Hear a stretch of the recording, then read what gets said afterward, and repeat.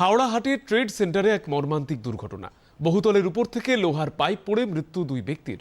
আজ দুপুরে এশিয়ার বৃহত্তম হাট বসে সেখানে। হাওড়া হাটে ট্রেড সেন্টারে কাজ চলার সময় বহুতলের উপর থেকে মিস্ত্রিদের হাত ফসকে একটি লোহার পাইপ নিচে পড়লে দুই ব্যক্তির মৃত্যু হয়।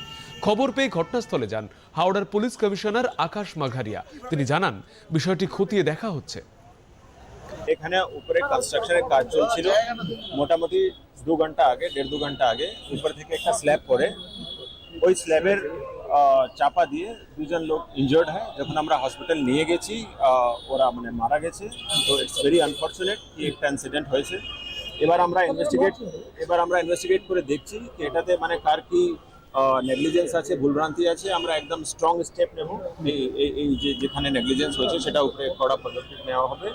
অ্যাট দি সেম টাইম আমরা ভিকটিম ফ্যামিলির সাথেও দাঁড়াবো যারা আনফর্চুনেট একটা ইনসিডেন্টে হয়েছে। তো অল দি হিউম্যানিটেরিয়ান লিগ্যাল ওদেরকে অ্যাসিস্ট্যান্স আমাদের ইমিডিয়েটলি দেওয়া হবে।